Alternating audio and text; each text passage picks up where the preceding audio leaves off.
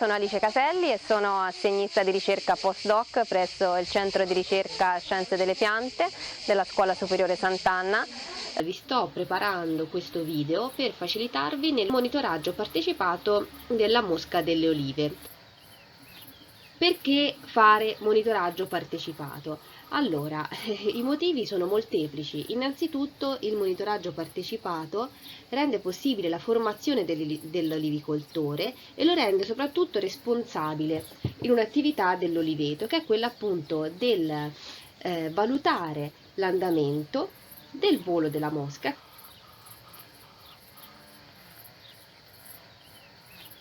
Com'è che si fa la cattura? Questa è una trappolina a feromone, quindi il montaggio è molto semplice. Nel kit insomma troverete la trappolina sticky, quindi è collosa all'interno, c'è un dispenser feromonale che è questo cilindretto con due tappi grigi che non vanno tolti, e che va montata in una sorta di uncino grigio. Allora, qui vedete qual è il target da osservare nella trappola, quindi la Bactrocera, qui abbiamo il maschio e la femmina. Ho messo in un riquadro il maschio semplicemente perché sarà l'insetto più ricorrente. Questo accade perché la trappola è caricata con dei feromoni femminili, quindi vengono attratti i maschi per lo più, però sicuramente capiterà anche di trovare le femmine, quindi l'insetto che voi dovete andare a cercare è o questo a sinistra o questo a destra. Quando è che va fatta questa prova? Allora, noi consigliamo da metà giugno a metà luglio. Perché? Perché è qui che si ha l'inizio del volo della mosca, e si prende appunto il volo della prima generazione. Una trappola allora per monitorare il volo è sufficiente? Di solito no, di solito ne mettiamo 3 a triangolo in una superficie di 1 ettaro, perché le trappole a pagoda servono proprio per darci un'idea di quando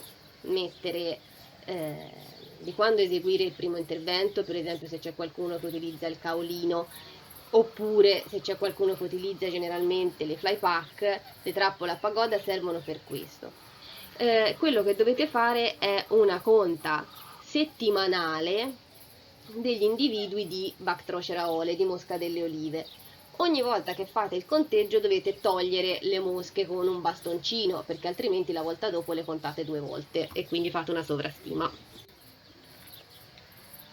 Poi, finita questa parte di cattura, abbiamo la parte di infestazione semplice. Come si fa a fare questo tipo di monitoraggio? Semplicissimo.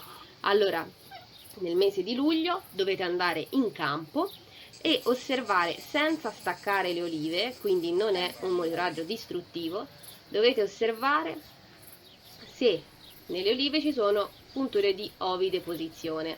Non dovete, diciamo, osservare, andare a cercare l'oliva con l'ovideposizione o andare a cercare l'oliva sana, deve essere un'osservazione chiaramente casuale, quindi prendete un'oliva per pianta e osservate se c'è puntura di ovideposizione. E poi, questo ci serve per avere delle informazioni sul livello dell'infestazione della generazione estiva, la prima generazione estiva. Quindi una volta, diciamo, finito il mese di luglio, a metà luglio io vi consiglierei anche di non andare più in campo, però chiaramente voi siete liberi di continuare fino a quando riuscite a vedere le punture di ovideposizione, quindi anche fino a settembre, fino a che non si ha appunto il cambiamento di colore dell'oliva. Il foro di ovideposizione è, diciamo, abbastanza tipico, poi chiaramente ci sono tante varianti, però quello tipico è proprio questo qua, quindi il foro a triangolo. Dovete appunto cercare questo tipo di foro.